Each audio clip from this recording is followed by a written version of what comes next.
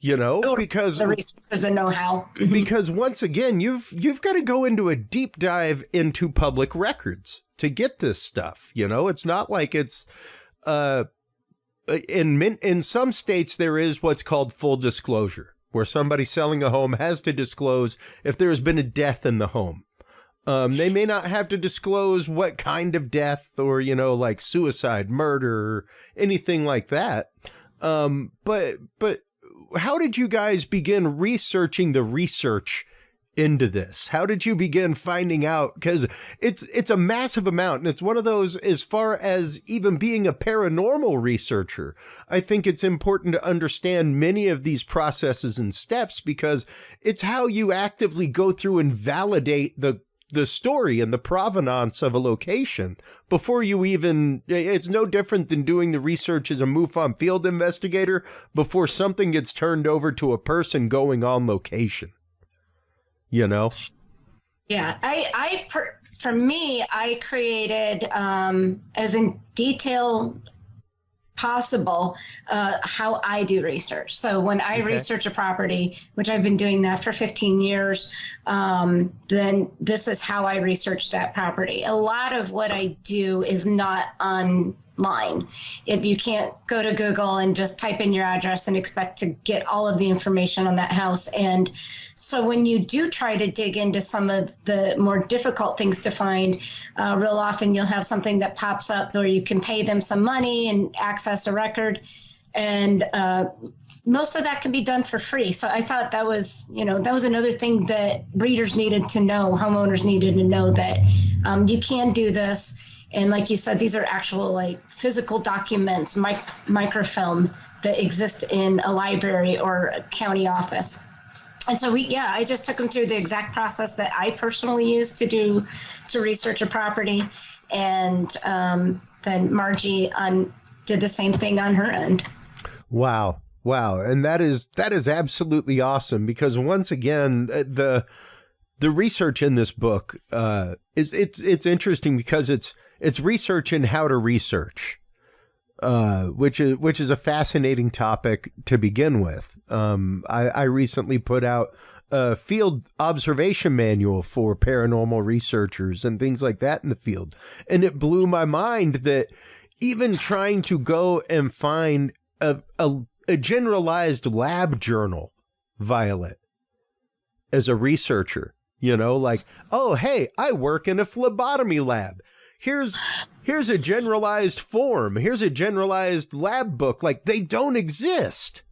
They don't exist. So it's wow. It blew my mind that all of this data had never been culled together and that this book had never been done. And it kind of blew my mind once again that this research and this data had never been culled together in this kind of way. Yeah, the impetus actually for the book was a haunted house that I lived in as a teenager, and we had so many things happen in that house that we used that as an example in the book. So I gave Violet the information that I had, the rumors and the information that I had gotten from neighbors at the time I lived there, and of course my experiences, and then and the address, and I gave it to her and I said, you do the research on this, and then it'd be excellent for to show people how to research a real house that is still haunted today, by the way, and I keep going by there to check. Wow. Oh yeah, it is. It's one of the most haunted in, I would say, in the U.S. Wow. It's up there in the top 10 for haunted sites. Unfortunately, it's a private residence, and they keep trying to rent it out, but every time I go by, it's vacant. And, obviously the reasons why is because it's so haunted. It's like a movie, so haunted. So, and then as a paranormal investigator, I thought, my part of the book needs to be that. It needs to be the paranormal investigations. How do you determine who's doing the haunting, why they're haunting, if indeed the house is haunted at all.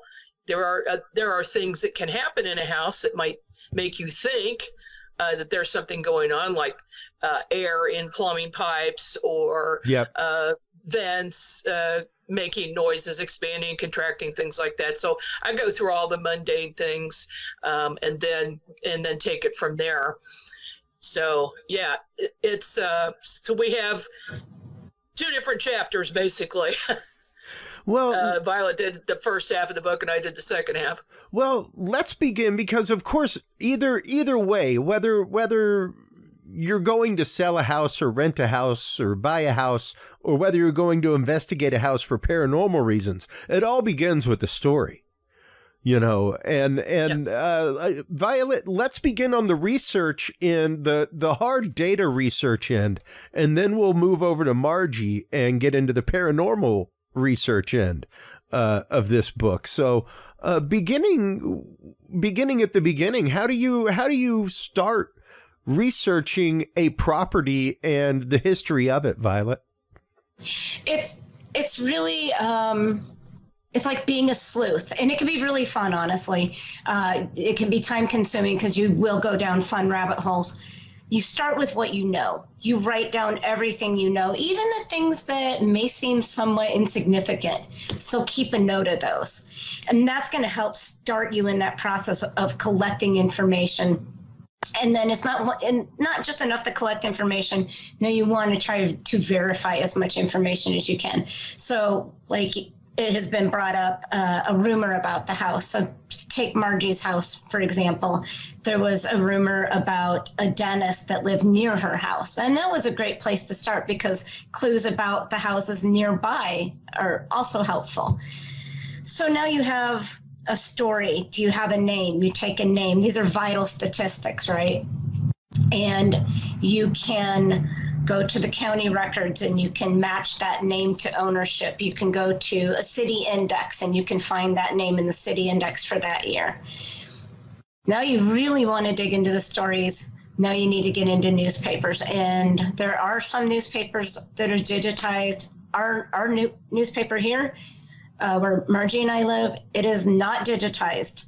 So we have to go to the library and get microfilm and just go reel by reel by reel by reel. That's the kind of work that needs to be done. You have to go to historical societies and pull files and dig through files.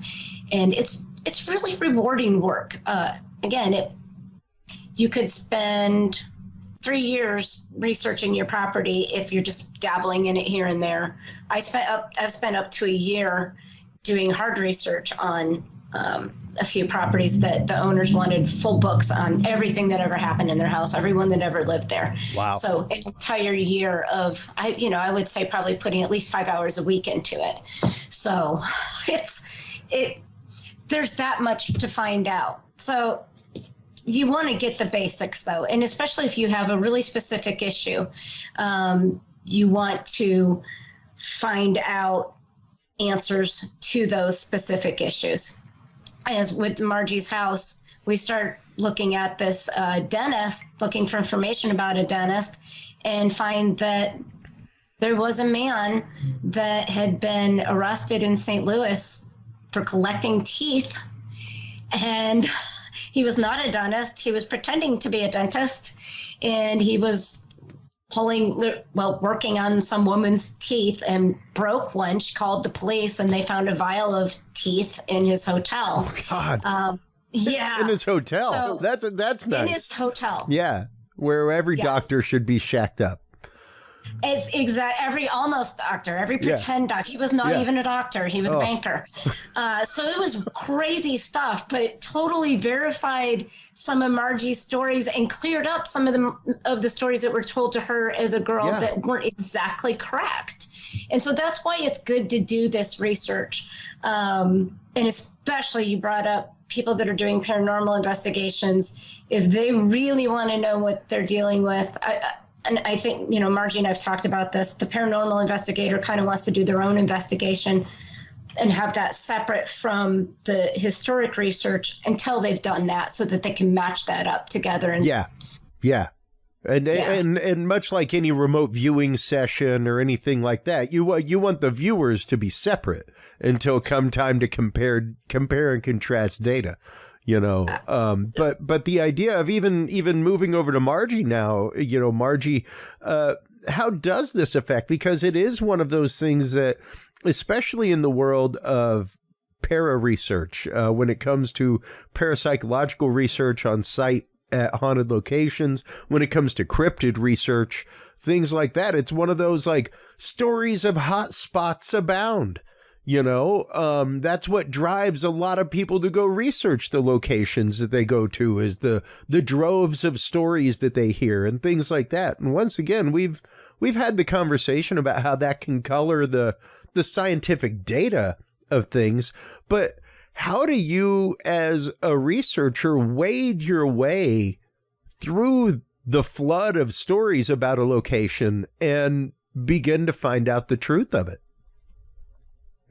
Well, when I'm doing a paranormal investigation, of course, the ideal team would be to have a researcher on staff, a psychic, a remote viewer on staff, and that's usually me, and a separate investigator who is unbiased and doesn't know anything about the location in advance. And of course, as a remote viewer, I don't like to know anything either. I just like to have one piece of information to look at it. So I'm not biased about it. But it's difficult to be a paranormal investigator because you don't always get all the facts. And unless you're talking to a direct witness to something that may have happened on a site, most of the time it's the original people or the original event did not occur to the people who live in the house currently that may be having problems. Yeah. And that's where a deep dive by an expert like Violet will help you determine what the problem, how that originated. Was there a murder in the house or nearby? Because sometimes these spirits, as you know, Chris, travel. And they may go from nearby homes, or maybe there was a train wreck right nearby, which, we've got some cases with that. Or even a plane disaster. Mm-hmm. I did a UFO case a few years ago where there was UFO sightings and paranormal activity in the house, and the people first thought it was ETs, but then when they did research on the house they had only purchased about a year prior, they found out that not too long before that, an engine from a plane fell off of a plane and landed in the house and killed the woman living there. Oh, wow. And so they told me that, and they said, yeah, it happened right here in the foyer, right where we were standing. So I remote viewed it, and I found that the woman's spirit was still there, and that is what was, she was causing the problem in the house. It wasn't ETs. It wasn't related to the UFO sightings. Interesting. Bizarre things like that where you've got to dig in and find facts. That's why, in a perfect world, a paranormal team would have a researcher like Violet on hand. But with this book, of course, now investigation teams can use this information to do the work on their own. Yeah, precisely. Because, number one of the things that I speak about regularly, research does not happen in a vacuum. It cannot happen in a vacuum. You've got to have a ride or die. You've got to have somebody like a Violet and a Margie. You've got to have two people that work together that can not only bounce things off each other, but can also double check each other and check each other's work, and that you trust enough that when they say, okay, awesome picture, awesome EVP, whatever, let's start breaking this down, and you can accept their opinion on it. And being able to have somebody that you can especially go through and deep dive research like this with, because it's, once again, a Herculean effort sometimes when it comes to researching some properties that have been around for 100+ years, things like that. Yes. Indeed. And the fun part about it is when you connect the dots, when you research and you find something unique, like we did in this case.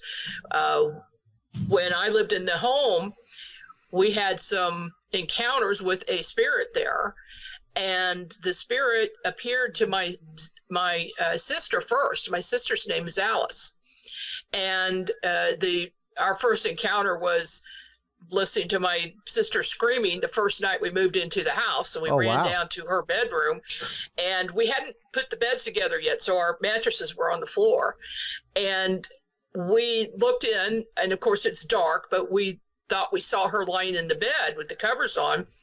And we said, what's going on? Why are you screaming? And her voice came from the closet. And she said, that's not me. And then the covers just slowly went down, and whatever was in her bed left. And so she was kind of haunted by that spirit. And then not long after, she was sitting at her dressing table, and in the mirror, she saw an old woman in her room behind her. And she turned around. She had a black dress on with a high neck collar, old fashioned. She turned around and it disappeared. And then we had lots of other things happen in the home. I had a vision one night in my dressing table mirror of a woman dressed all in black with a high neck collar and a big black hat with a butcher knife in her hand, stabbing a younger woman dressed all in white in old-fashioned clothing, stabbing her. And I mean, that vision was so clear. When Violet was able to do the research, she found that a woman lived in the home in the early 1900s.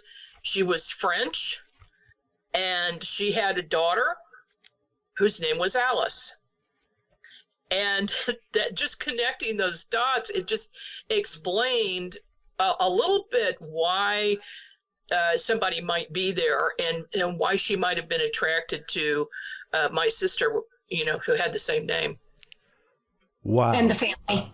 Wow. And the family, because she was a seamstress. That's what she did for a living. And Margie's mother is a seamstress. So it just made absolute sense that she felt deeply connected to them. And even just the clothing that she was seen in, it fit with the era of her coming from France.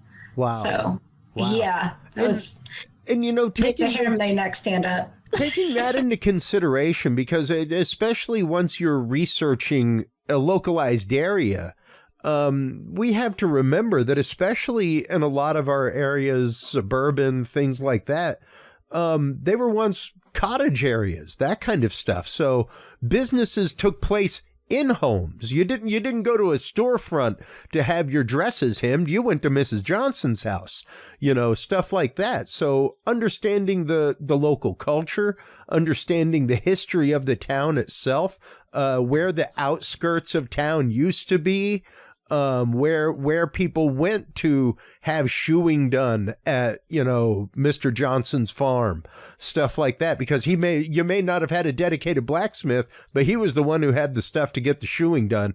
How do you go about looking all of that up? Because once again, it's a gross amount of data to try to find. And once you start looking at, especially a property's physicality, like I used to help my dad purchase and renew and flip homes, things like that. And we did have one that we did out in Montgomery, Texas, that easily was 1901, something like that. And as we pulled things apart, you could see differences in construction style. You could see where this part was added onto the home in like the 1960s and the difference in the lumber.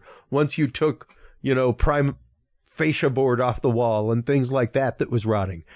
So how do you go about identifying those things, and how a home itself has changed over time and over periods, and how locales have changed over periods? So, and I do have a section in the book on just what you brought up, different materials, different styles of architecture, different use, how to notice those things. Just having some basic understanding of construction over the years. And if you see a house with a concrete block foundation, that concrete block is probably maybe it goes back to around 1920s. we weren't using concrete block until then. Most everything was stone. Yeah. That said, that doesn't mean the house on top of it that is sitting on that foundation is the same age, because houses were moved all the time. It was very common to move houses. So you take a home off that was built in the 1800s off of a stone foundation, and you move it in 1930, you're going to put a concrete block foundation underneath it now on its new location. So, yeah, we go into that.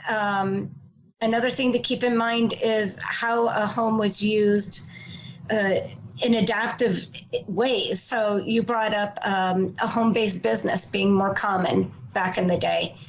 Sanitariums were in houses. There was a house I actually nannied at when I was first married, and it was a big, beautiful Queen Anne style. So it was probably built right around 1890, and all the rooms upstairs had sinks in them, and it was just odd. The kids complained of weird things happening in the house, and come to find out the reason there were sinks in every room upstairs is because it was a sanitarium and no one bothered to take the sinks out. So lots of different ways a property can be used. If you can't find that in a city directory, because again, as you said, most cities started off as maybe 1 square mile. Yeah. And now they might be 50 square miles. So they've slowly annexed over the last couple hundred years.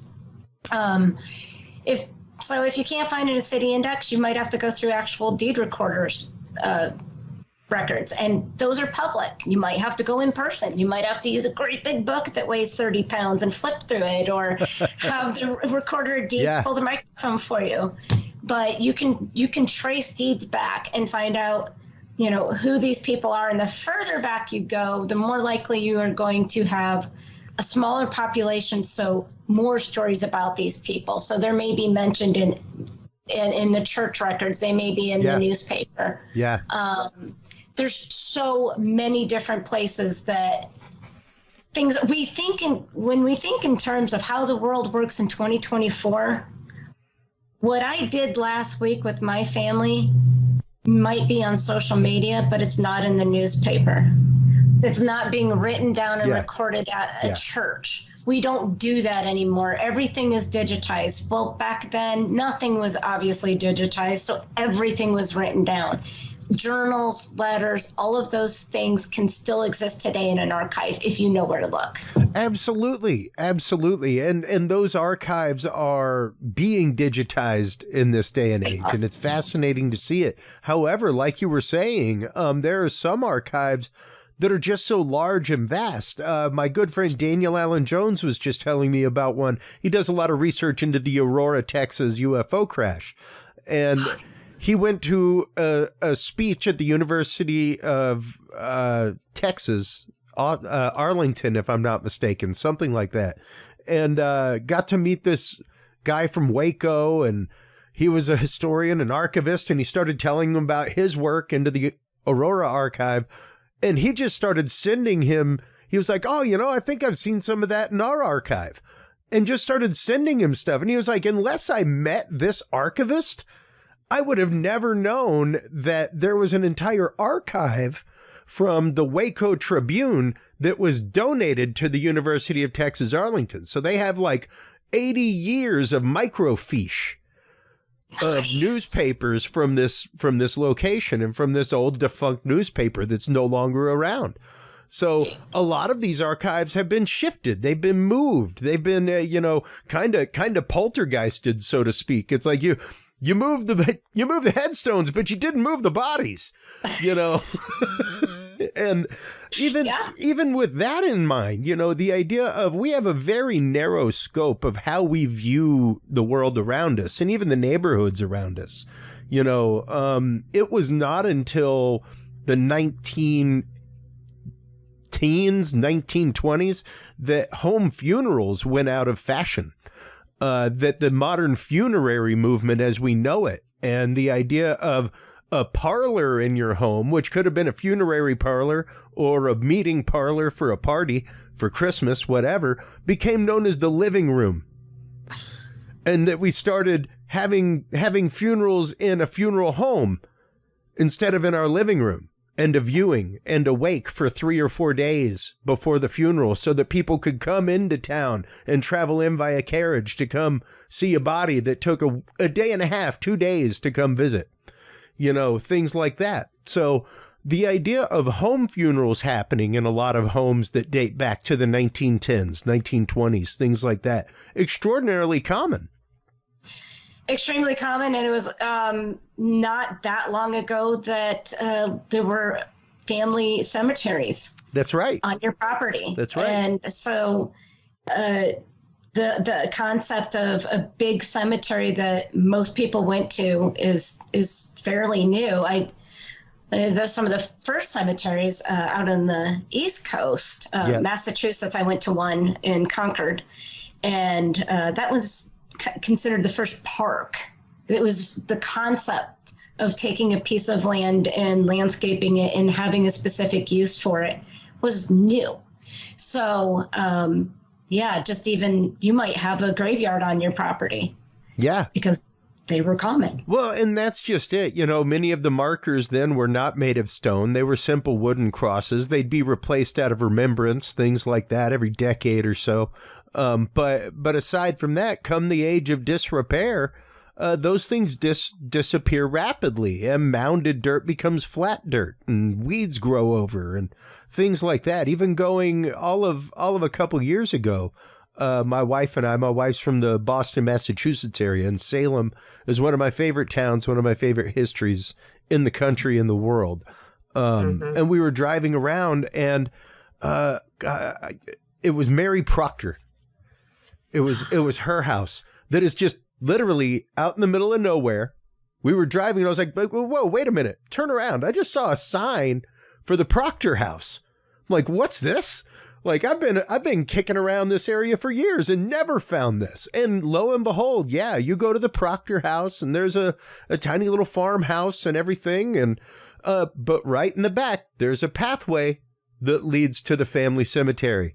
And that leads to the local cemetery there where she's buried, where other people are buried, all kinds of stuff.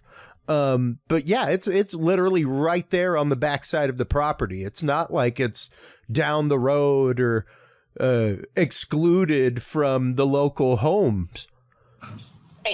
Right. Yeah. The no big giant fence and catacombs and the modern knowledge what a cemetery is. No, there could be a couple gravestones, or in the cases of war or even the migration west, there may have never been a marker.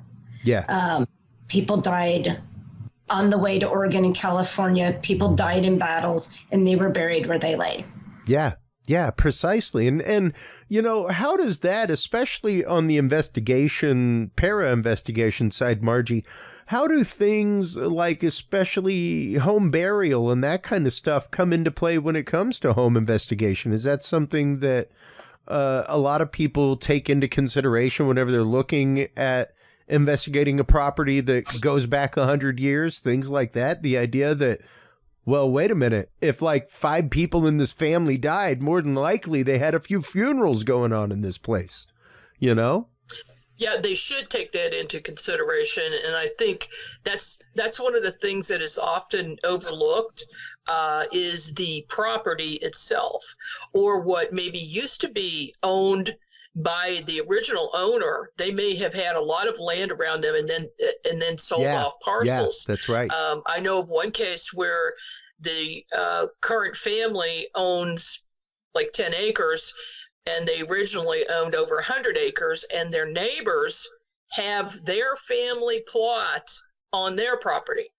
So originally, the family plot that belonged to the original homeowners of this home are right next door, but they do, they keep it up. But in most cases, people might not even be aware that it's there, and it's not kept up. We have a case here in Independence, actually my brother's house, where the home itself is very old. It was built in 1910, but it was built on top of a stone foundation where there was an older house there, and it's got a long history in the area. The property was larger at one time, and I remote viewed it and I said, there is an old cemetery Yeah. at the house right behind you. There is one there. So they went, I said, you need to go investigate. So they went back there and they found some old gravestones. And that was the cause of some spirits walking through their house. They were just nearby. They were walking through. They don't pay any attention to the living people. They just see the spirits walk through their home. It's like a very busy highway portal for spirits to walk through their house all the time. Fascinating. It's kind of crazy. Well, and, you know, growing up in Houston, especially having family from the Channelview, Crosby area, where I grew up, the property where I grew up was actually probably about 2 miles as the crow flies from the Newport subdivision, which is famous as the location that the movie The Poltergeist was based on. Where it wasn't the fact that the graves were left there and just the stones were moved. It was the fact of when they went to build the Newport subdivision, they built it right on the side adjoining a potter's field, an old slave graveyard that had just been lost. It was no longer marked. It had not been marked for years on city plottage or anything like that. And somebody went to go start digging a swimming pool and they started finding bodies that were at Potter's Field. They weren't in caskets, anything like that. They just started. So like the whole swimming pool scene from Poltergeist is kind of based on reality. Like those guys went to build a swimming pool and just started finding corpses, you know? And yeah, it is the Newport subdivision is very famously haunted. There was also I think it was Hell House or something like it. It was a John Ritter made for TV movie back in the 80s that was based off of it also about this whole haunted neighborhood. But yeah, the idea of these things being lost is not lost unto history. There was a case all of I want to say 2012 in the Ukraine where they started doing excavation for something and ended up finding once again a mass grave, and not just like a few bodies. Like this was a mass grave. It was a hole in the ground with thousands of bodies, hundreds of bodies in it. And they started asking the local people and everybody was like, I don't know. It ended up being a concentration camp made of local officers that were all killed, and everybody just this is within our lifetimes, folks. Within our lifetimes, collectively, the town decided to forget about it, and the next generation just never knew because the parents never talked about it anymore. You know, so it happens where entire graveyards, entire fields like that are totally forgotten about and lost. And unless you can do deep dive history, which is what it took them in Newport subdivision to find out what that was, you know, not just some serial killer that had been dropping bodies in the woods, you know. But it takes a lot of deep dive research to get into that. And it takes, like you were saying, Margie, a lot of research to get through even the rumor of your location. You know, and the fact of like, oh, a crazy dentist lived there. Well, you know, not really a dentist, but a dude who apparently guised himself as a dentist and liked to collect people's teeth. You know? And the thing is that people are not reliable witnesses. The thing is, when I lived there, the story going around was there was a dentist that lived in the house. It was 2 doors down from me. And it was a mansion, and there was a turret there, and they said he hung himself in that house, in that turret, and you could see it in the window. Sometimes you could see his ghost in that window. So, of course, they had all of us kids in the neighborhood worked up about that, and we avoided the house when we were walking down the street and everything. But the truth is, this truth is stranger than fiction. When Violet researched it, she found out that family, the man did kill himself, but not in that house. They owned a different house. That house was built, they were well-off bankers. they built that house as an entertainment place where they would have people come over to visit. Their other home was at a different location. The dentist actually killed himself at a different location. The supposed dentist. And so he found out he really wasn't a dentist. Yeah. We were told that he had multiple vials filled with teeth, and that the woman he took the tooth out of actually was the mayor's wife, and he took all of her teeth out when he knocked her out, and she woke up with no teeth. What? That was the story we heard. It wasn't true. But it was still bad enough. Well, yeah, because I mean, hey, you know, you're having a tooth extracted. There's a difference between that and 23. Yeah.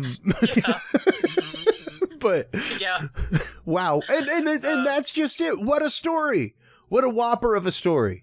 You know, Yeah. and we had a house like that in West Houston, right down the road from where we lived, that we used to go to all the time, you know, and park down at the end of the road and watch it. And the windows were all painted black on the inside, things like that. And, you know, the story was they unpaint the windows and try to sell it, and the windows get repainted, you know, and just all kinds of stories like that. A multiple murder of a family. None of that is true. None of it's true. None of it. It was just an old dilapidated house that was at a point of disrepair where, like, ain't nobody buying a house that big as a unique fixer-upper opportunity in that expensive neighborhood. You know, they just happened to keep building this expensive neighborhood around this very old expensive home that, you know, dilapidation took over, and now nobody wants to go buy the very expensive fixer-upper opportunity, you know? That's the fact of it. Well, now you should jump on that one, Chris. Yeah, right. Go buy the Black Window house in West Houston. And I'm sure that there's probably a listener or a friend in West Houston that's shaking their fist at me right now saying that. Like, we used to go hang out. Yeah, we used to go hang out and look at that. And what a vapid wasted time that was. But in all sincerity, it is one of those that...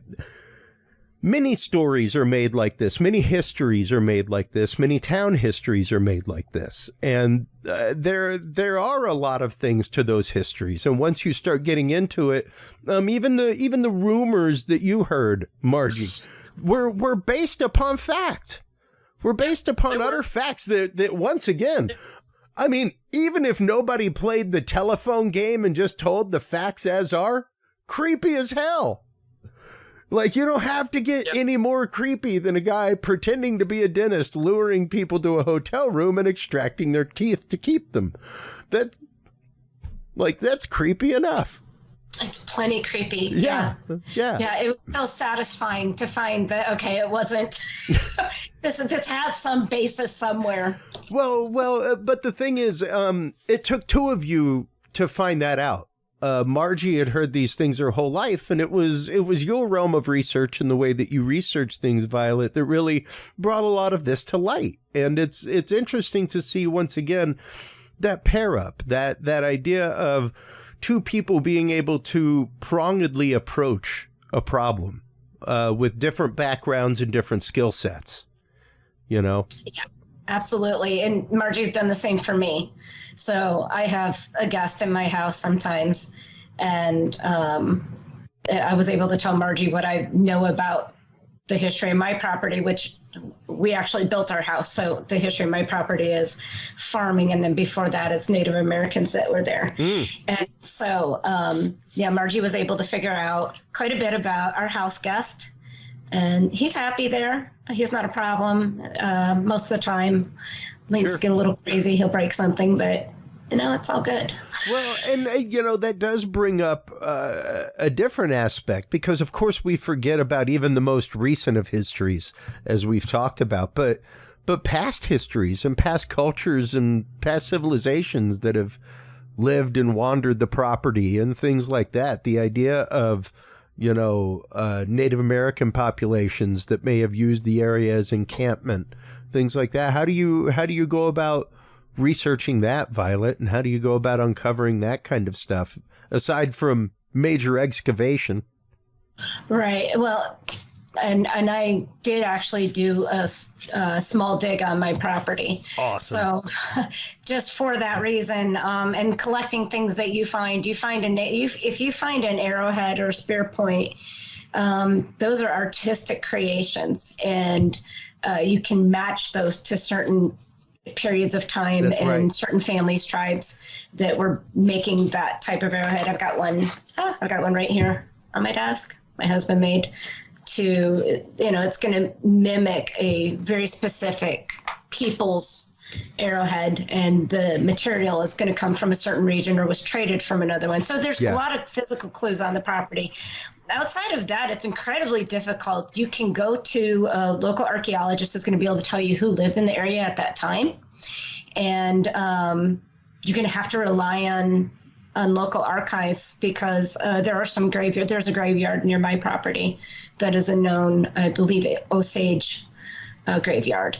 So wow. It's pretty difficult, because the problem with, unless you go way, way back, Native Americans, as more and more Europeans came in, whether they were coming in from Canada or they were coming in from the East Coast, they were, pushing people out of where they were living into another. And they were just constantly moving, trying to find a place that can be left alone. Yeah. So, the communities existed, but as we came in, they moved. So, it could be one of many.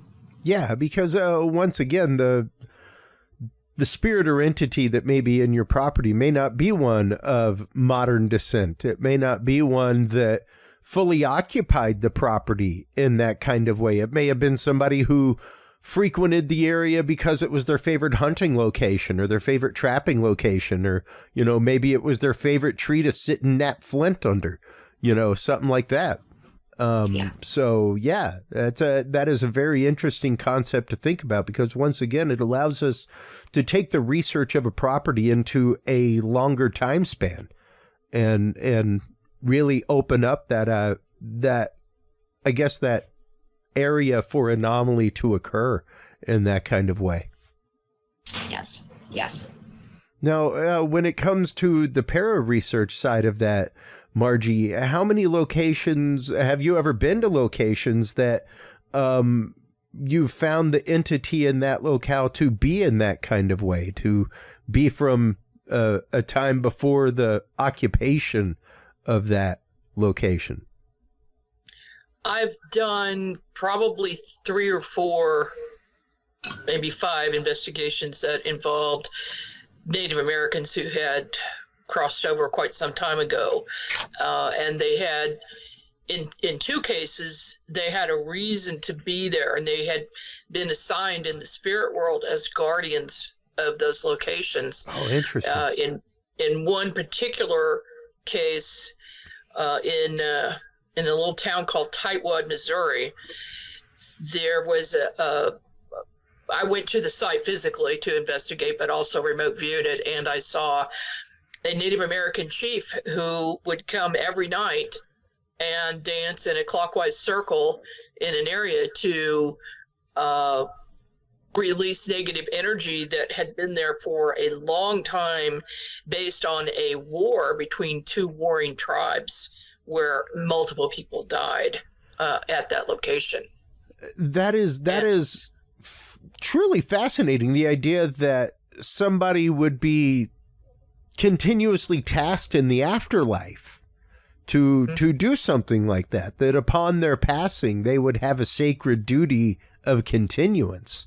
That is a really, really interesting, because I guess that wouldn't necessarily, maybe it may manifest as a troublesome spirit to somebody, unintentionally. It's not like they're trying to throw things around and break stuff or things like that, but no, in this case, they would just see the spirit walk through their bedroom every night and through their living room and then go back out. Oh, wow. And he was actually there because of the heavy, dark, negative energy. It was a portal, and there were twisted trees and things that were signs that this was indeed a portal, and there was negative energy, and he was keeping it at bay. He was actually helping this family out. Wow. by being there. And Wow. after I explained that to them, they were fine with it. They never had any negative encounters with this entity, but he was there with a mission, and he did it willingly. Wow. That is awesome. And what an incredible story. And, with the idea of willingly, we have you guys for about another 8-9 minutes. Let's explore real quick that idea of agency and that idea of permission, specifically any permitting, things like that. Violet, we'll start with you regarding what kind of permitting or licensing you need to access any kind of these documents, things like that. And then Margie will come back and talk with you about any permits that people may need to acquire, and of course permission, how to go about acquiring permission to perform investigations. So Violet, let's start out with you there. So there's no licensing when it comes to doing research. What I do like to share with anyone who's considering researching their property is that if you really want to do a good job, you need to talk to a lot of people, and you need to use tact when you do that, because not everyone feels the way about a haunted house that we might, that it's not as bad of a thing, or there could be a religious issue with it. So you go to talk to a church, family members especially, you really want to be tactful in how you ask the questions about the people that had lived in the home, because it can really upset people. People can be sensitive to that. Now, as far as you had brought up university records in the past, some records that are being held by a university, you could have a more difficult time getting access to them without being a student. But the right person, or you go through the proper channels, and you can at least get someone to pull those records for you and find out if the information you're looking for even exists there. And if it does, possibly get a hold of it. You just may not be able to do the research yourself. You're not going to be able to access it yourself. County, if you're going into a county historical society, something like that, if for you to do your own research, they might want you to have a membership. So for instance, Oregon California Trails Association, they have a fantastic website. They've been uploading journals from people, diaries, journals, primarily journals from when people were going west to California and Oregon. They're great sources of history. They've digitized most of them. There's a lot of cost in that. So some of those you have to have a membership to access. Yeah. It's kind of like trying to find out business licensing information from the Secretary of State. You have to have a Secretary of State account in order to really deep dive that information past Better Business Bureau or anything like that. And that it can be state specific. So that's right. That may be a Texas thing. I know a little bit about Texas licensing. You can't do anything that requires a license without retaking some exams, I understand, when you come to Texas. That's right. It's a little easier here in Missouri. So here in Missouri, if you really want to go down the rabbit hole of licensing, you can. You're going to spend all day doing it, but you legally can get in.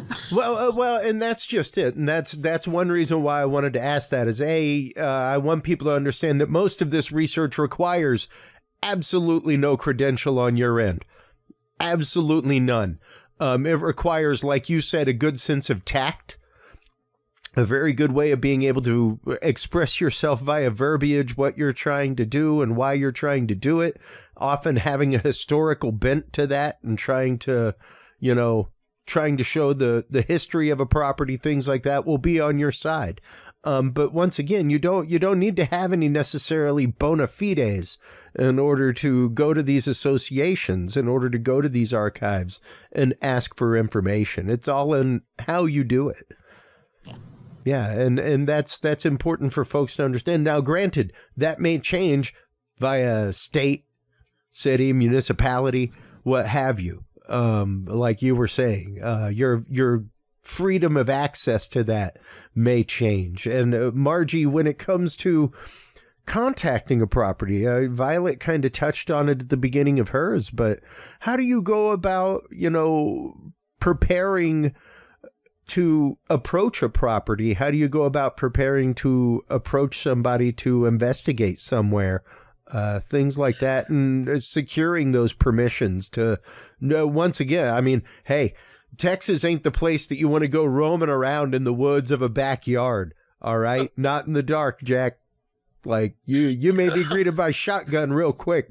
So how do you go about getting those permissions and talking to a landowner and a property owner? Well, in my cases that I investigate, it's usually the property owner who contacts me. Occasionally It's a renter. They don't own the property, but they know something's going on. So if you're going to be stepping onto a property, you want to make sure that you've got written permission from the homeowner to do so, to do an investigation. So that can be done by email. You've got something in writing. It's much better if it's a signed contract. So just a real simple signed contract saying you give me permission to come on your property and do research. And then, of course, if you're wanting to do like digging or something like that, and that's a whole nother set of rules involved. You can't just dig. You've got to have the property owner call the utilities. That's right.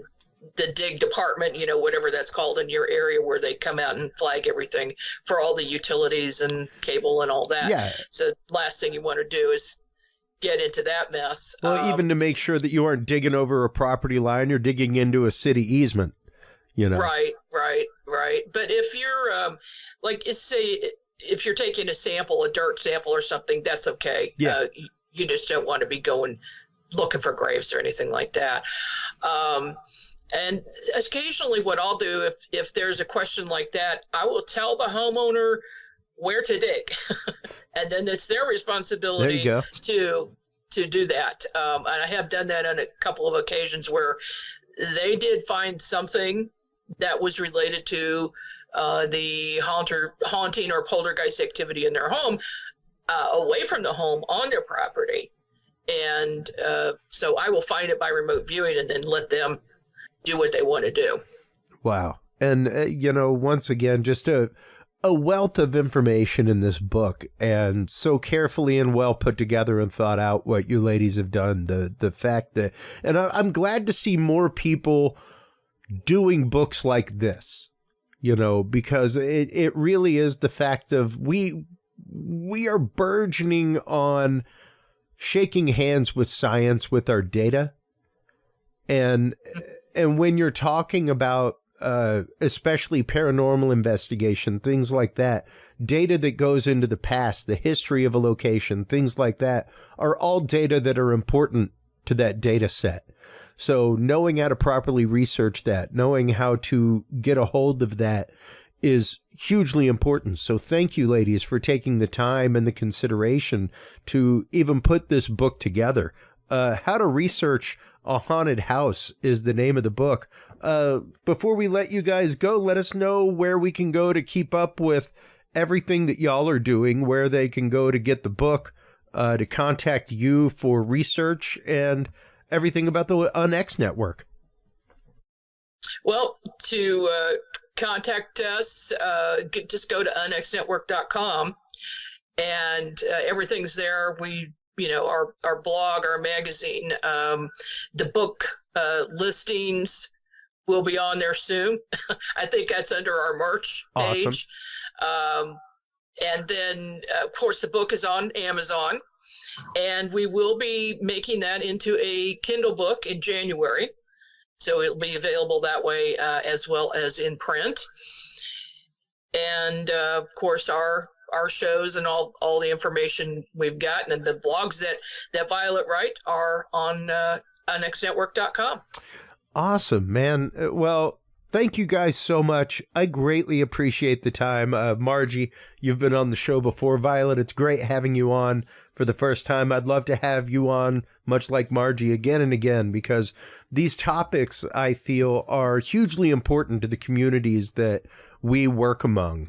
The idea of how to go about doing proper research, how to not just disrespectfully, when you disrespectfully roll onto a property to do your research, you're ruining the chance for proper research for the rest of us.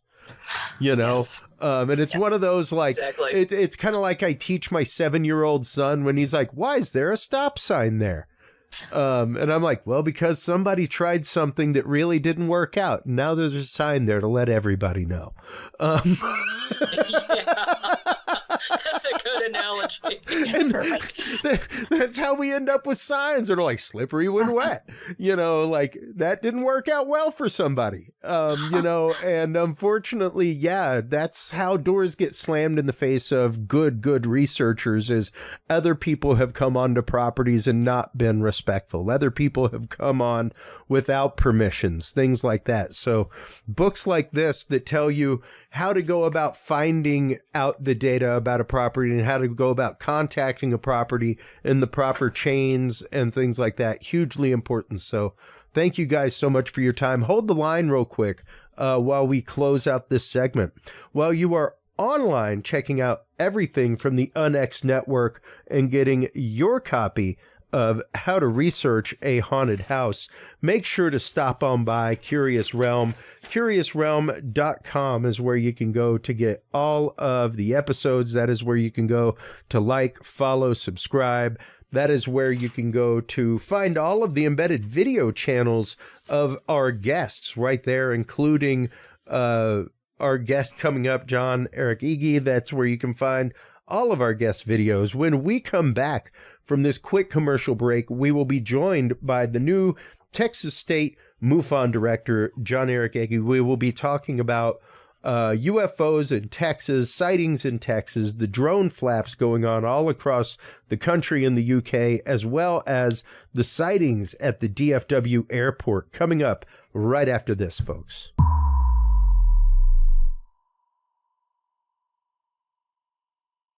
The key to good science is good research. At the heart of good research is a good data set. With the field observation and encounter log from Curious Research, you can easily keep track of your investigative information all in one place, making it easier to review cases and readily see comparisons and contrasts between them. Whether out in the woods squatching, in a back room gathering EVPs, or using high-tech gear to track UFO, UAP activity, this easy-to-carry, pocket-sized scientific data log is the perfect companion for any field researcher. You can find your copy of the Curious Research Field Observation and Encounter Log at Amazon.com or visit the official Curious Realm store at CuriousRealm.com/store to reserve your copy for yourself, your family, or a mind that you want to open. That website again is CuriousRealm.com/store.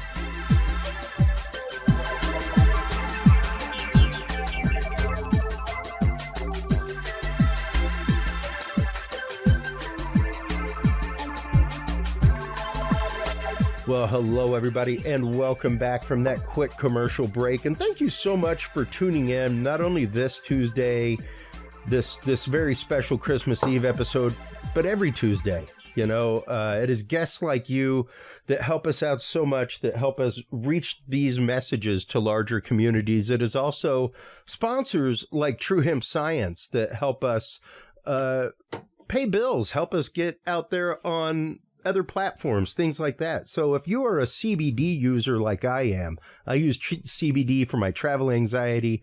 I use it daily by recommend from my doctor. Many doctors are starting to recommend it now. Stop on by and check out True Hemp Science. They make an amazing product. Christopher Lynch over there uses a spigeric process, an alchemical process that uses every part of the plant to its capacity, combusts it down, then uses and reuses everything until there is nothing left. So you literally get a full spectrum CBD product with amazing terpene profiles. It's literally the only CBD product I have found that has actual terpenes inside of it and terpene profiles. It is fantastic. Stop on by and check them out. TrueHempScience.com is the website that you want to go to. Curious7 is the code that you want to use to save 7% off your entire cart of $50 or more and get two free edibles on your way out the door. Our guest in this segment is John Erik Ege. He is the new state director of MUFON here in Texas. We have been having quite a flap of Texas sightings, including American airline pilots that have recently witnessed super bright UFOs over Texas. So welcome to the show for the first time. John, how are you doing today? I'm doing well. Thank you. Thank you for having me on. You recently had the opportunity to go down to MUFON 596, correct? Yeah. That was my first time seeing them in person. They've been in correspondence with me since I became state director, and we had a little bit of change of leadership here in Texas and even there in Edinburgh. Yeah. And so I would shout out to Lillian. She's kind of really, she's a good leader, and she has a good team with Valletta, George, and Priscilla, and they have a great group. They're very active, and they have the big event coming in, May or April? And that's now an annual event. They're doing great. Yeah, the Edinburgh UFO Festival has gone on for quite a while. That is, I think, one of the only paranormal conferences in Texas that I don't sponsor or am not a part of yet. And it's mainly because it's normally right up against the same time that I'm on the road with a client. So I need to look at those dates this year and see if they line up, because if they do, I would love to be there myself. I've heard it is an amazing event. It's one of the few that is actually sponsored by a city. You know, so it's on a different scale, and it's great. They bring in thousands and thousands of people and have some fantastic presenters. And I want to say this year they have Giorgio Tsoukalos, if I'm not mistaken. They have Giorgio Tsoukalos coming to speak. So it's one of those, like, I will probably be telling my client I won't be there this year. Just because he's in my backyard, you know. And you also recently had the opportunity to see the Lou Elizondo presentation up there in DFW. Oh, my God. Yeah. So I spend a little extra money and sat beside him at dinner. Cool. And, oh, my God. And I get celebrity fright. And it's not the regular celebrity. It's like Lou Elizondo or Jim Mars. I wouldn't be able to speak in front of Jim, you know? Yeah. And so I'm wondering if he's analyzing me, because he's probably like judges people. He's got that background, right? And one of the questions I asked him, like, you know that green light in the book that went through your house? And he says, yeah. And I'm like, do you suppose that could have been another remote viewer looking at you and your family? And he thought about it. He says, what do you know about remote viewing? And I'm like, well, I know the government didn't stop doing it. And he laughed, and he says, what makes you think that? And I'm like, why would you stop something that works? Yeah. All you have to pay is a salary. Well, and that's something that we cover remote viewing regularly on my show. I spoke at the remote viewing conference this last year, and it is one of my favorite topics. I'm a remote viewer who's just started his journey. And it's one of those, like, the way I put it is, it's not that they stopped funding it. It's that they put it into the hands of their private contractors. Yeah. So it's not like the CIA is doing it anymore in labs. It's that their independent contractors are fully doing it because they know it works. Right. So now, they aren't funding it anymore. They're using contracters that do it. Yeah. And it's so really a game changer in terms of paradigm of, because if it's right, and we can change the future to some degree, that also means the future informs the past as much as the past informs the future. And how much of this great secret since Roswell wasn't about the aliens, but the fact that we have much more power than you think. And there's a collective unconscious that wants to arrive at a certain goal in history. That's the most ideal opportunity for all of us. Yeah. No, precisely. And just the idea that, what has been proved by science over the last couple of years with quantum entanglement, things like that, goes directly back to how put-offs work. And to bring this to the world of UFOs real quick, how put-off is even read into the UFO programs, UAP programs, things like that. And it's because, as a laser scientist, and this is kind of what I predicated my talk at the IRVA conference about, was the idea that, why did a laser scientist hypothesize this? of anybody. And, Right. and it's the idea, and his whole paper was, are scientists affecting their experiments when they go home and think about them on a quantum level? Are they burning the apartment down by thinking, did I leave my iron on while I'm in traffic? And did I think that so long and so hard that my iron actively turned on and burned my apartment down? Yeah. And that's there for a reason. And it's there because as a laser scientist, it doesn't matter whether you are building a solid state laser, a gas laser, a liquid laser. You have to know how to vibrate that material to an extent that when photons come in, they come out realigned. So you have to know the vibrational materials of matter to a totally different aspect, to the dimensional aspect. And that brings in the world of UFOs, UAPs, because these things, especially when you're talking about something that can travel at the speeds that we're talking about, make right-hand turns, it seems much more that they would be on a dimensional level to me, John, than at least the ones that perform those feats would be much more on a vibrationally dimensional level than on a physicality level right here, hard nuts and bolts technology that we would make. Now, I personally believe that a good 85 to 90% of what we are seeing in the sky that is unidentified is our technology. I can't see why not. And I would make an argument that, and I make this frequently, in the technology world, they suggest that in the next 10 to 12 years, we'll have AI, sentient AI. Yeah. And the first person to have sentient AI will be 10 to 10,000 years ahead of anyone who doesn't.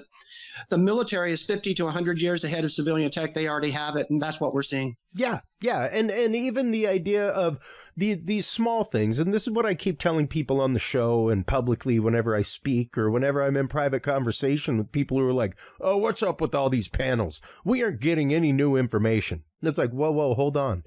We have had some very specific definitions given in these panels, which are hugely important to the future research of this topic and to the topic and hypothesis of what these things may be. And when you're talking non-human intelligence, that doesn't necessarily mean biological intelligence.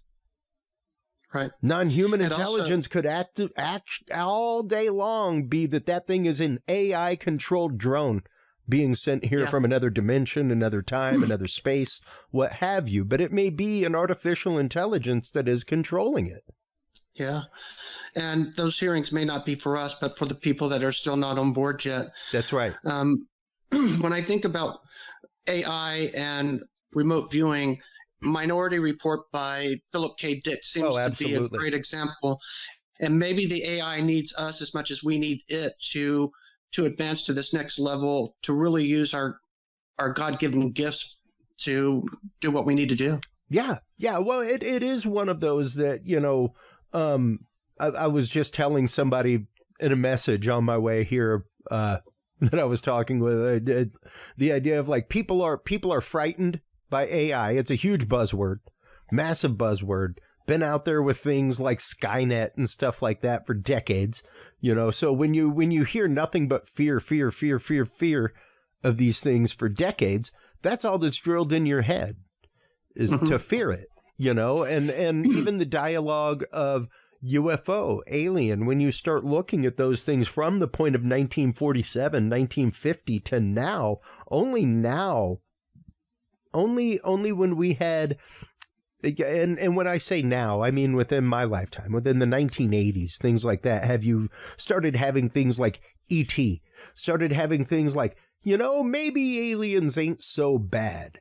Like maybe if they came here, they weren't just here to destroy us or to militarily attack us, But even then, you see how the military treats them in that movie to the point that all of 2012, we saw the re-release of E.T. where they put walkie-talkies in the hands of the government agents instead of shotguns as the kids were going by them.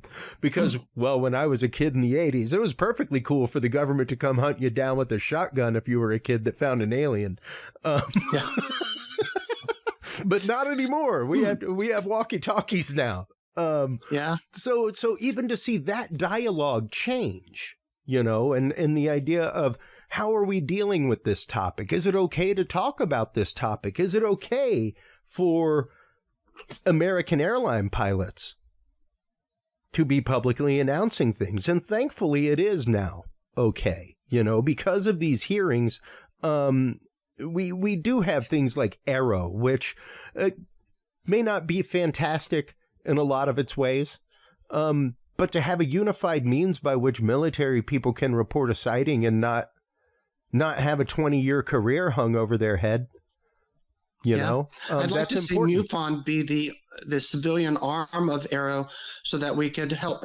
If we had, what we need is a bigger way of getting data into the system, inflating what needs to go up to Arrow to the top and mixing out some of this stuff. And apparently we can't trust the journalists or scientists to do it quite yet, because if you have a 2-week flap of drones or UFOs in New Jersey and you don't have a parade of journalists and scientists with their detection gear out, I don't know what's going to make them happen. Yeah, precisely. And it's one of those, like, there have been flaps of drones going on all over the country. It's pretty fascinating. I've got tons of stories up on the screen right now, just about New Jersey and the drone flaps going on there. And what's interesting is that they are outright saying drone. Right. You know, like no doubt about it. And there was the announcement from the U.S. press secretary right after the last hearing that, listen, we have not found any proof of alien life in anything that we've found and anything that we've investigated. We are very careful about not using the word alien, you know. And it was interesting to hear that distinction, to definitely hear that. And then to see all of these flaps happening directly afterward, because once again, as we were talking about pre-show, the fact that in those hearings you hear that, well, and you hear Lou Elizondo say, yes, I think a lot of this is hidden because they don't want to show our vulnerability. They don't want to show a vulnerability to an enemy. You know, you're broadcasting a vulnerability at that point. And unfortunately, well, that vulnerability was broadcast right then, right there on the internet, publicly admitted that, yes, we have some vulnerabilities over major sites. You know, and suddenly you start seeing drone flaps all over New Jersey near military bases, here in San Antonio near military bases, on the West Coast near military bases, in the UK at airports near military bases, you know. So it's not just us. It's other places in the world near military bases that these, once again, what they are fully calling drones are popping up. And if you know the UFO story about that, supposedly aliens can look like people and infiltrate us, well, why wouldn't they also make low tech just to test us? Well, sure. And you know, there's also the idea of one of my favorite jokes that you see online regularly is, you know, they traveled interstellarly and just forgot to cut off their lights once they got here. You know, that idea of, is it a drone? Is it an aircraft? And that's something that that I love MUFON about. That is the hard research that goes into things, because not only does a sighting come in through a report, and this is something that a lot of people get angry about, John, is that their sighting comes in and it's dismissed. And it's like, no, your sighting wasn't dismissed. Your sighting was proven to be something within the known quantitative.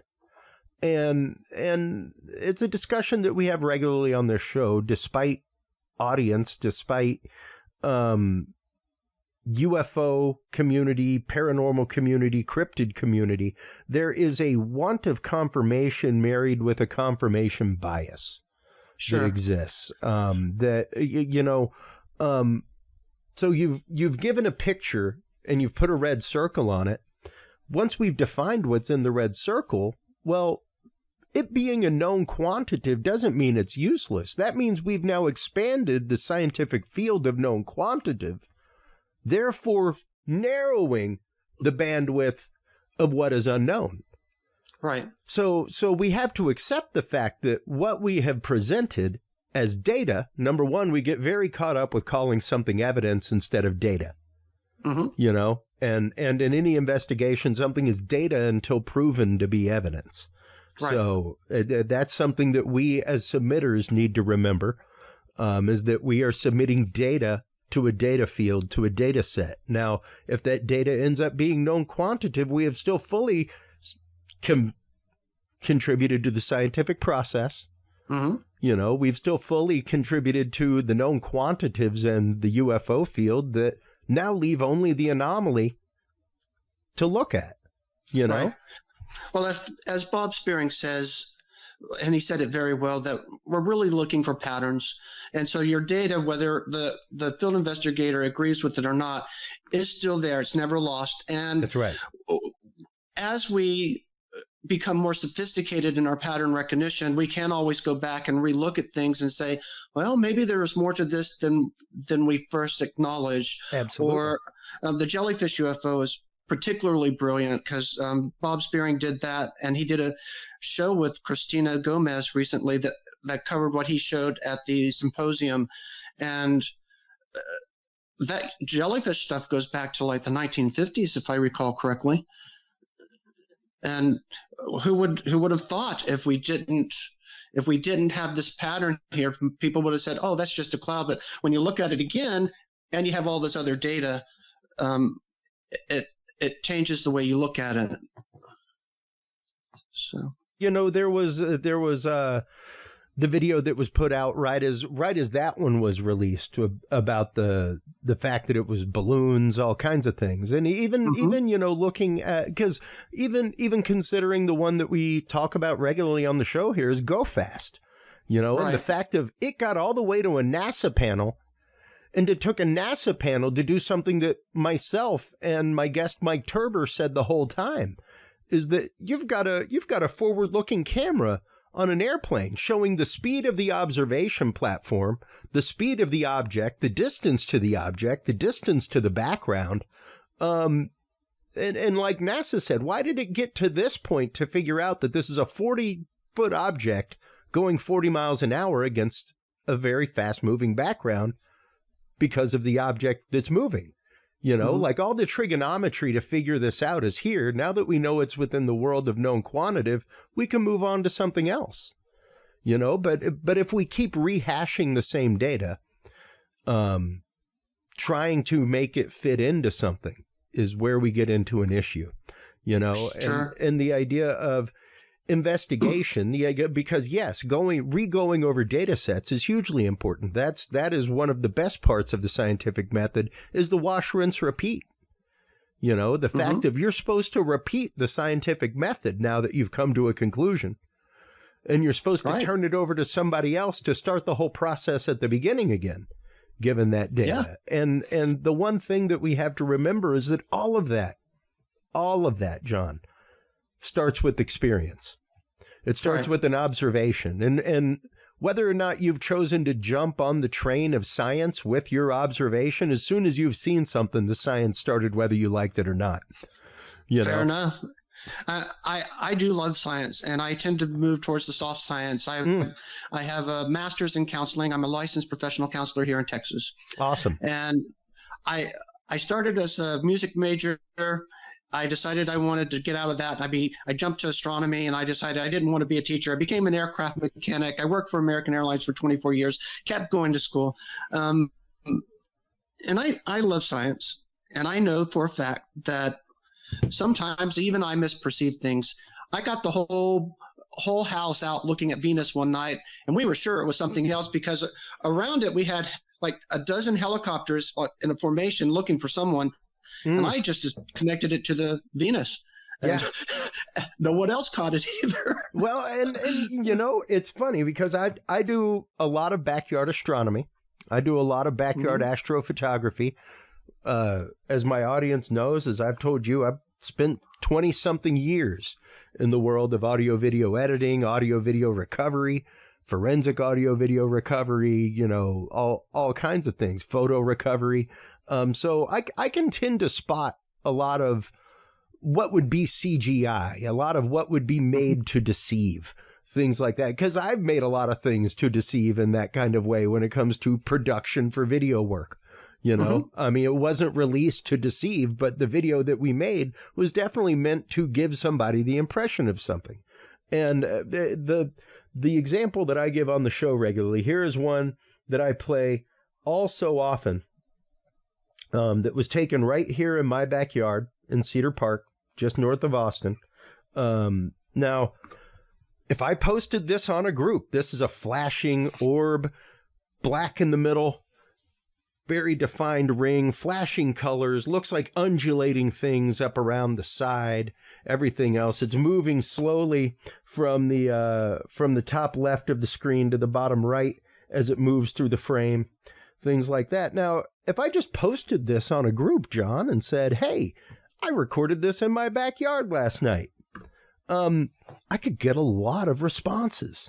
A whole lot of responses, and probably a whole lot of confirmatory responses, you know, like, hey, I record things like that all the time. Now, if I play that same video and I give the data of, I was in my backyard with my 8-inch telescope, dialing it in, facing the southeast at an azimuth of 35 degrees at this time in April, well, it would be pretty easy to tell then that what you're looking at is the dog star Sirius, that I was trying to focus my telescope. That was the first. Normally, whenever you dial in a telescope, you have to give it 3 star coordinates, you know? So I was dialing in Sirius for the first one, and it was unfocused. So that was literally just Sirius moving through the field of the telescope with the Earth's natural rotation at the magnification of the telescope. Sure. That's what an unfocused bright object looks like, you know? And that's a pretty common image that you see in the world of UFO UAP. Sure. It's a pretty good one and a great example of something that is in the night sky on the regs, that if you look at it as opposed to the surrounding stars, the nature of that star, because of its brightness, is to twinkle like that, is to change colors like that. So when you're looking at it at the field of other stars around it, it's the only one that's changing color and shifting color like that.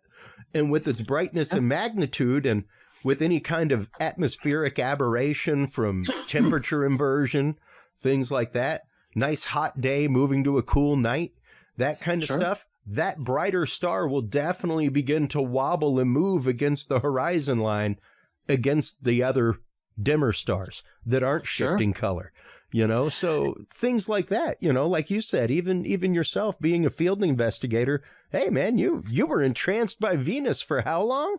And told everybody to look. It was a good 30 minutes for watching it. So exactly. And right now, Jupiter is a big one in the night sky. Awesome. It's bigger than it normally is. Right now, it is actively rising for, I want to say, the first time in 30 years as the Christmas star in the way that it is in the night sky with the luminosity that it is.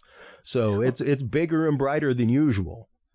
The one great thing about MUFON, at least the way I see it, is it's not just the individual field investigators. Yeah. It's a team. It is. And I've gotten really good at like detecting lens flares. But I know for a fact that if I have any doubt, I bring it to the team, or the team brings their stuff, and we work it out together. And usually as a team, we will get it so close to being identified that we're confident. Yeah. Yeah. And that's just it. It's the fact of, not only does it go through a rigorous check to begin with, not only do y'all utilize tools that I tell people about regularly, stuff like satellite tracker, Flight 24/7, things like that. Yeah. Now, granted, once again, folks, just so you know, Flight Radar 24/7, satellite tracker, even Stellarium, which is a fantastic one. Which shows you satellites in real time. It's not going to show you every satellite. It's not going to show you an NSA observation satellite.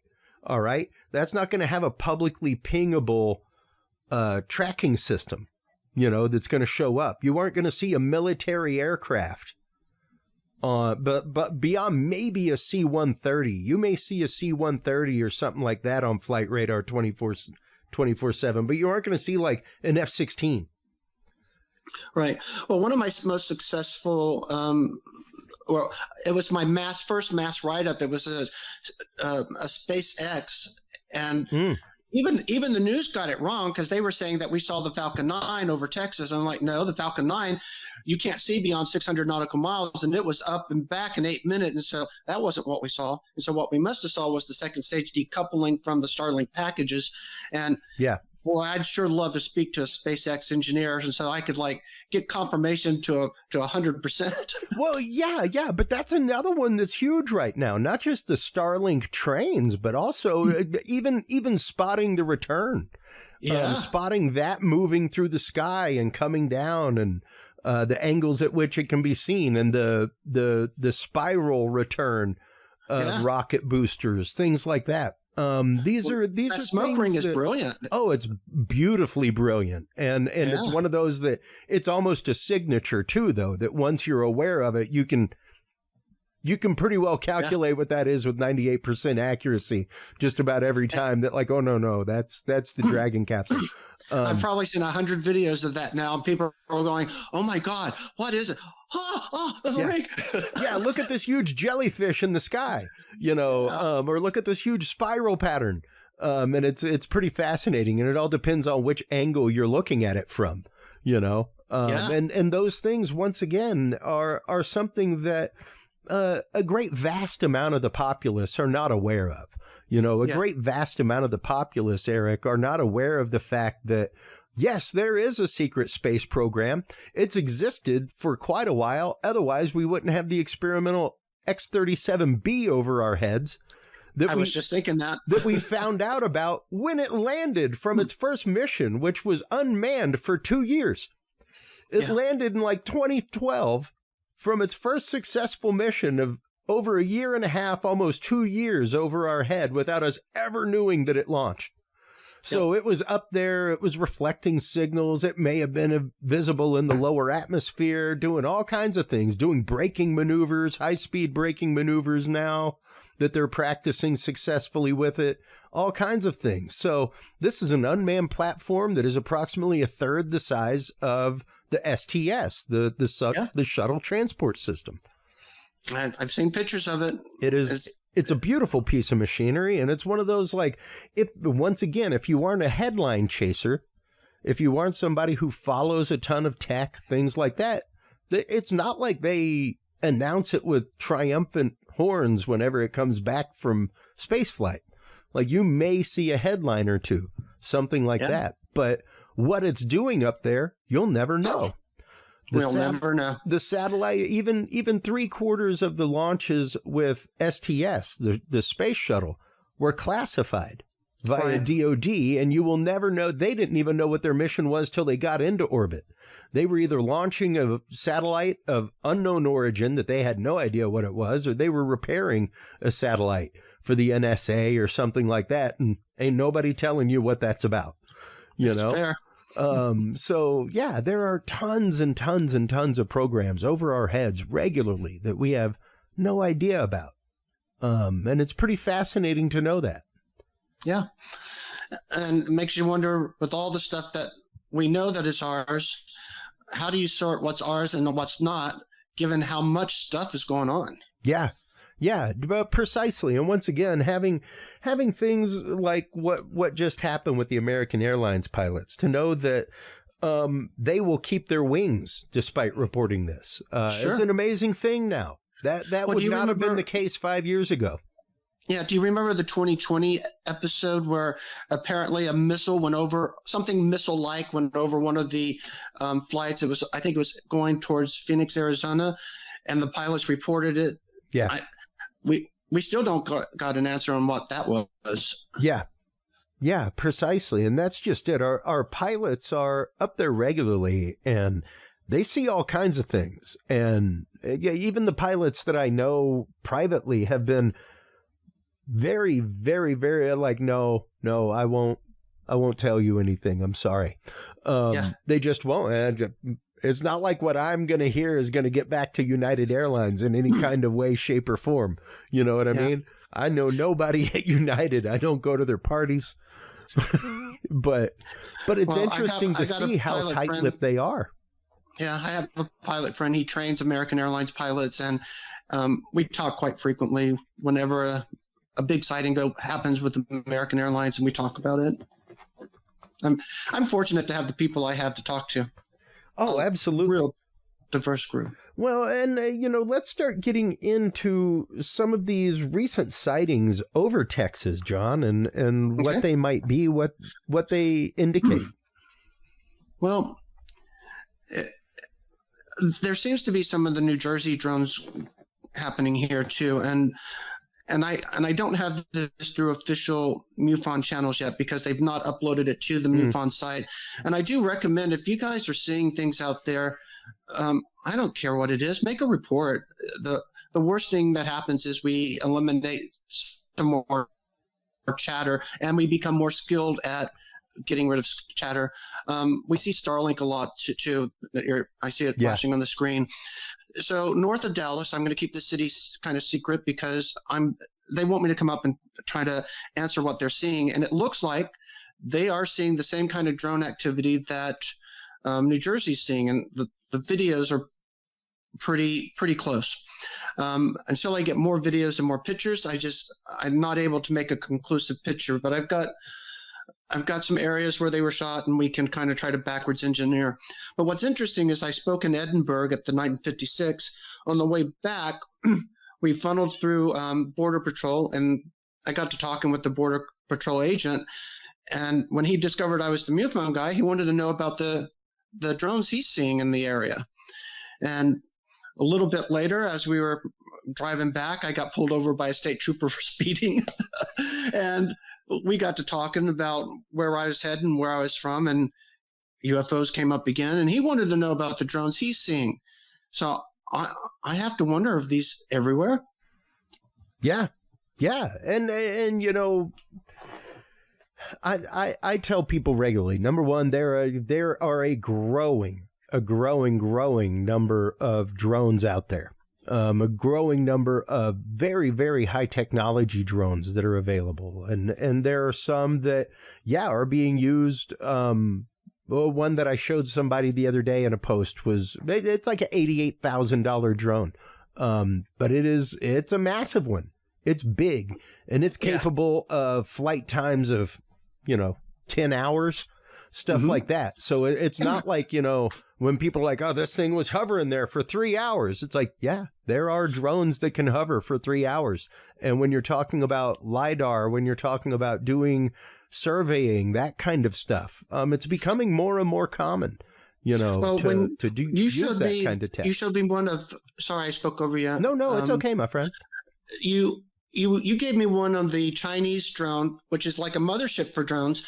And when not too long ago, Chris Mellon was speaking on the Good Trouble show, and he was saying that a sheriff in undisclosed location near nuclear missile silos saw a mothership with a lot of smaller ships going to it. So is it that?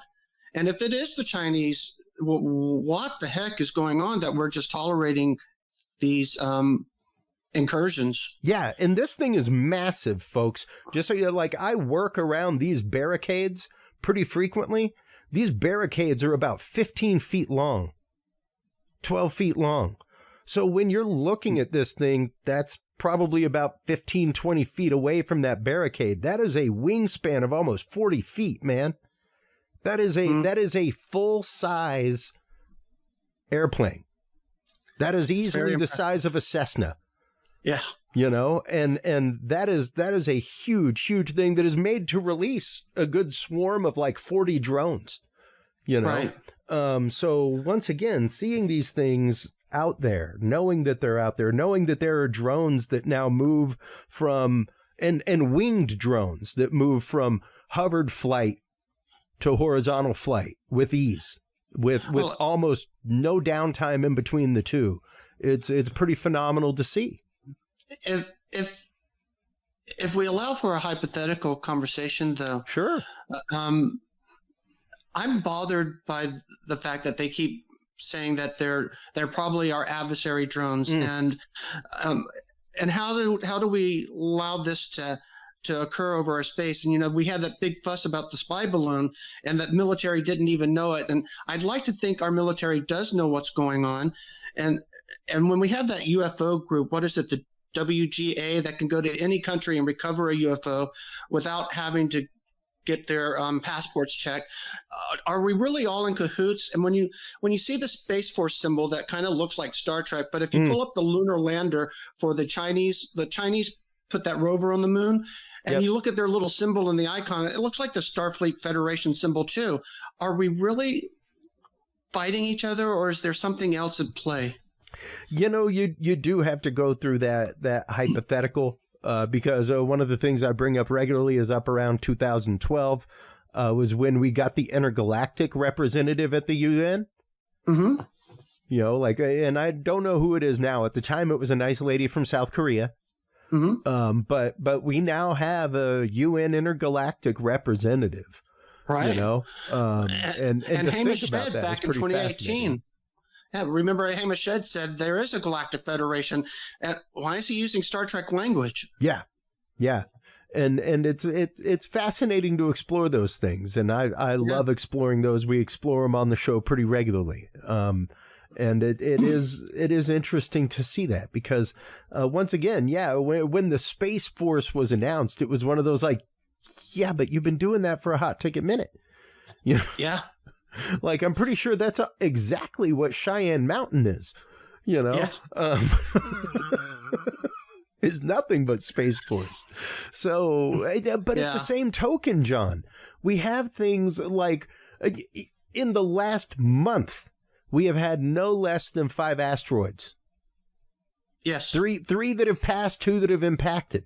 And those were not detected until hours before. Before. And that's fascinating. Fascinating to know that something of that size can be totally untracked. Something of that size can completely approach Earth without our knowledge. Until moments before it happens. So literally, it would be the case of, oh my gosh, the movie just left my head. Independence Day. Yeah. Where quite literally it's like, hey, look at these things. And then there's a news announcement, and it goes, hey, so we apparently have about 2 hours, just so y'all know. Yeah. Like, that's how that's going to go down, people. We aren't going to get a whole lot of warning when it's like alien invasion from space or something like that. Like, if you think they have any kind of cloaking technology or something along those lines, like, we can't even find an asteroid as it's coming to us, and it has 0 cloaking. Like, that is a big rock, frequently made of something like iron. So it's pretty heavy, pretty easy to ping with a sonar or something. But nothing. What about the satellite that took samples of they brought back samples from an asteroid, and they found Earth bacteria in the sample? Did we take that there? Did we find it there? And there's microbes on the space station. And so that's right. There's probably life in space, even if it's just ours. Well, yeah. And there's somebody that I know on social media who is very, very much about the fact that the aliens are in the ocean, which I don't doubt, because we've definitely explored more of outer space than we have of our own ocean. But their whole reasoning was that, the long chain molecules and amino acids and things like that. I'm like, man, they could get that at any neighboring nebula as they pass through it. Like, just throw a net out and seine it while you go through. Like, there are organic compounds sitting all over the place in star clusters and things like that. So if they're getting any kind of energy from that, they could definitely be swathing that genetic material at the same time. Like, go belly up against the backside of a comet while you're flying, and you could grab tons of water and everything else. So I don't know about that. You just said something interesting. What's that? You said something interesting. And it always occurs to me at the same time when you say it. So, like, you mentioned that we know more about space than the depths of our ocean. And I would suggest to you, we know more about the depths of our ocean than the depths of our own mind. True that. And when you the subconscious is like 95% of our, and our universe is like the visible part is 96, and there's only we only see 44% of the. Yeah. And so there's that parallel again, same above, same below. 440 nanometers. Yeah. Is our visible range. Yeah. Amongst the entire electromagnetic spectrum. Yeah. So pretty minuscule. And yeah, so, that's something, even in the last panel, the NASA scientist that was speaking, the former NASA scientist, who's now in the world of private contracting, was like, listen, like, you want to know why we know so much about quarks and quasars? We have built specific things to study quarks and quasars. The only things we have from this are from known platforms that we use for something totally different. They're infrared cameras and stuff like that. We don't have specialized instrumentation to look for these phenomena specifically. We are using other technology that's used for something totally different. So we wonder why we have almost zero scientific data on it. Yeah. Because we don't have anything to gather the data on it. We don't have any specified data gathering platforms for it. You know? And that is something that is just coming to bear now. Now, granted, come the time that we said, let's go to the moon, within a decade, we were on the moon. So considering the flash of technology and the way that things move now and the technology currently available, we could be looking at sensors to monitor these things within the next 5 years. You know, even now there are things like, I've got a MADAR node in my living room. You know, MADAR is a device that basically registers electromagnetic and magnetospheric anomalies in your area. And it's operated off of the same thing as kind of the SETI node concept, where it's like you're using a specified amount of bandwidth on your computer to help SETI decode things, you know, and uncompressed data. I recommend everyone get that. And I find it also seems to parallel the Global Consciousness Project, where they were using random number generators to look for anomalies based on the fact the random number generators stopped being random during certain events, including UFOs. Yeah. Yeah. And I mean, the first real big hit that they had like that was 9/11. Yeah, was the first one that they recorded, where there was just a spike across the globe of the random number generators all coalescing.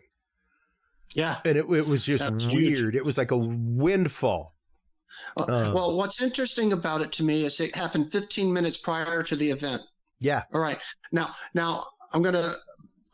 this will be completely speculative on my part. It's okay. But this part here is fact. You can measure a person's ability to make a decision in an fMRI, and the scientists can tell you they can tell you what you're going to decide 80 milliseconds up to 10 whole seconds prior to you're consciously aware that you've decided something. That's right.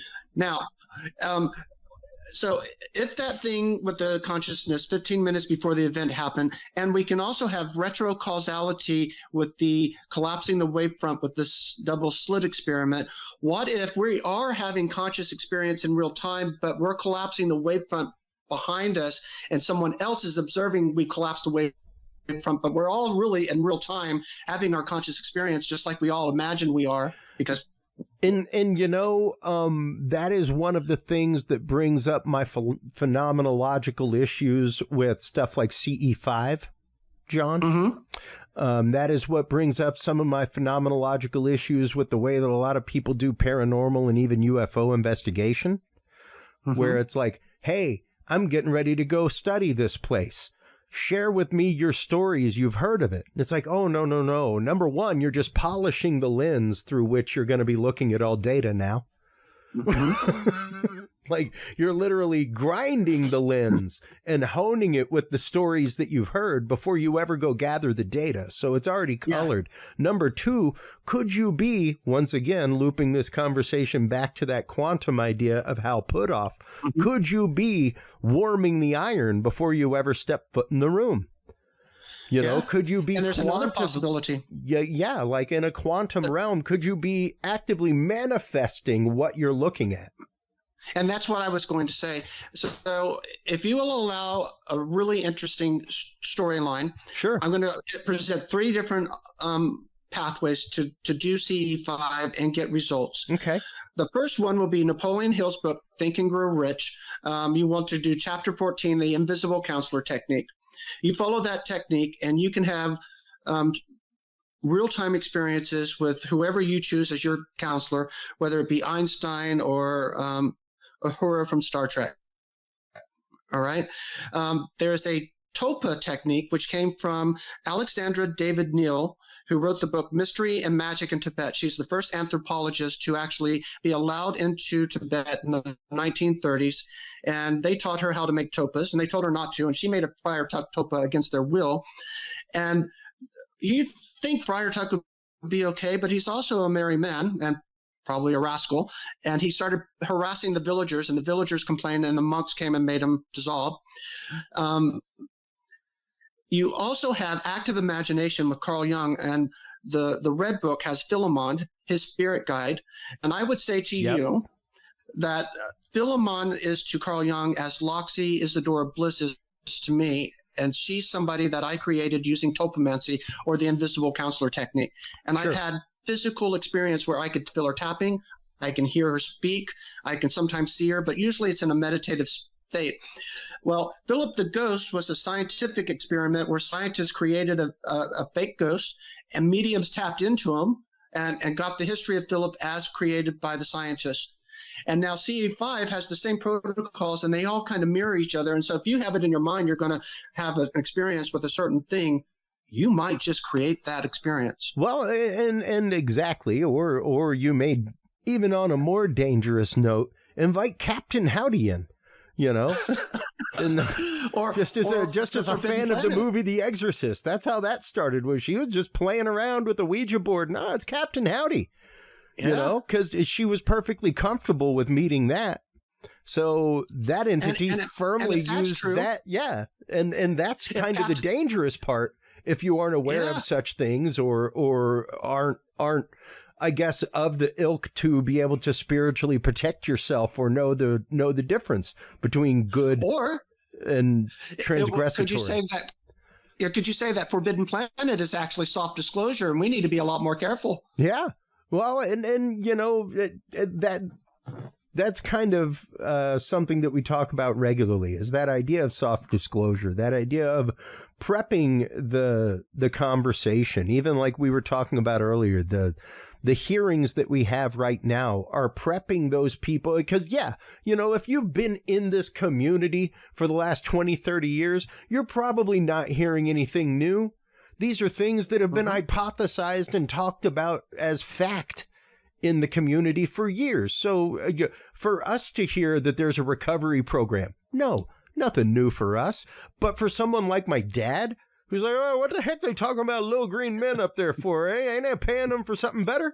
You know, it's new information for them. And if you want to get to the point of an Ollie North up there with his hand up, you know, whether it be through an alphabet agency or a contractor thereof, to talk about the reverse engineering programs or Immaculate Constellation and the idea that there are recovery programs. Yeah, there will eventually be a fall guy, and the only way you get there is to find where the purse strings go and then choke them with it.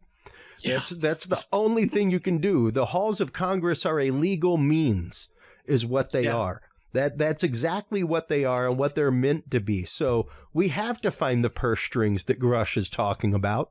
We have to find those people, because otherwise we will not end up with it being the next Iran-Contra, which is how I explain it to people.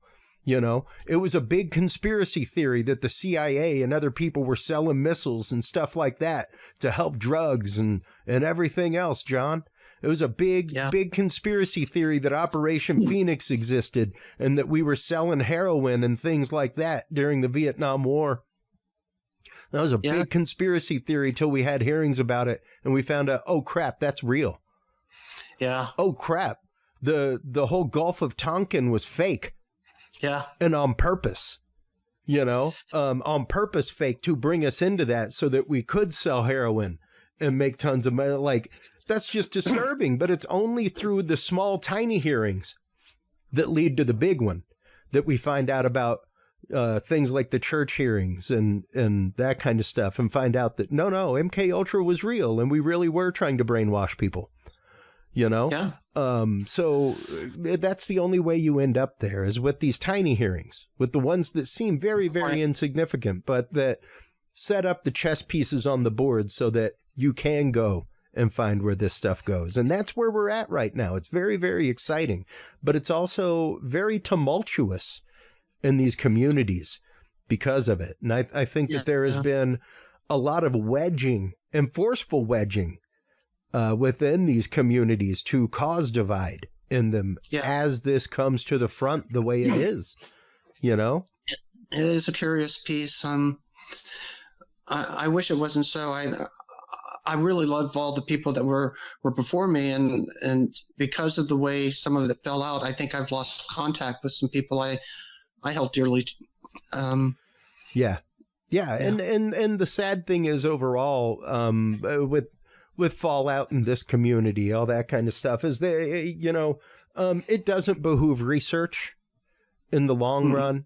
You know, all egos aside, research does not happen in a vacuum. And when you decide to wall off communities, when you decide to uninvite people to community or anything like that, it literally only stymies the research, you know, because we all have to depend on each other. We all have to be there. It can't happen in a vacuum. Eventually, we have to take it to someone else and say, please look at this with your eyes. You know? Yeah, we need that. We need each other the same way the mass array a telescope can see the entire universe. That's right. We all have a piece of this, and we all connect verbally or through the collective unconscious, and we share, and we come. The universe comes into resolution through all of us. Yeah.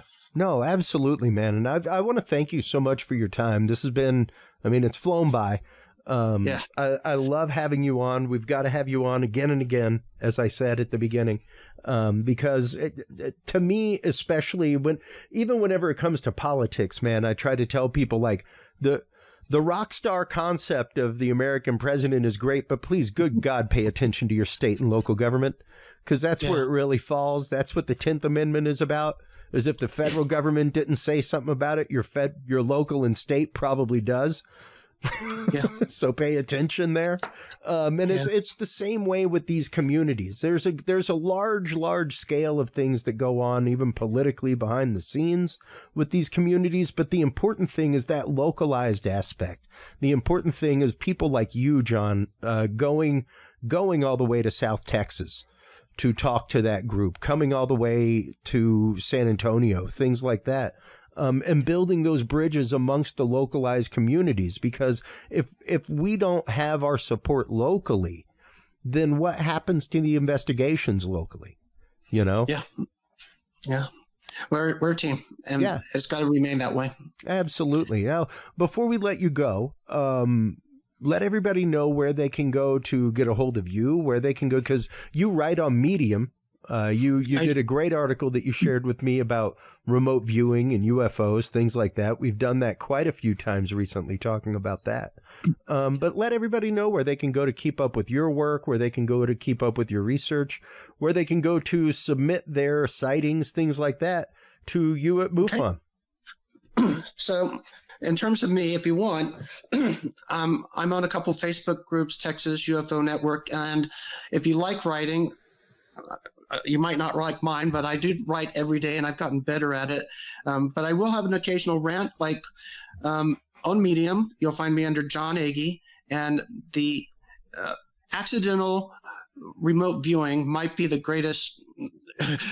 I'm putting together all of these things that look like remote viewing, and I assume if it's real, people who are writer or artists will accidentally create stuff by tapping into some other place and time. Yeah. And you'll find that. And there's evidence for that, like Robert Morganson's book, The Titan, which is a play-by-play book of the sinking of the Titanic with everything but DiCaprio.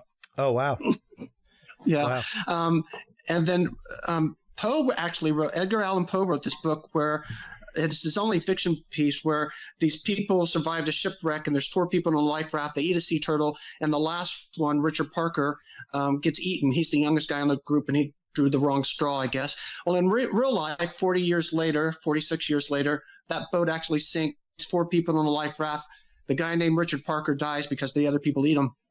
And I'm thinking, my name's Richard Parker. I'm not going on a ship. Yeah, Arthur Gordon Pym.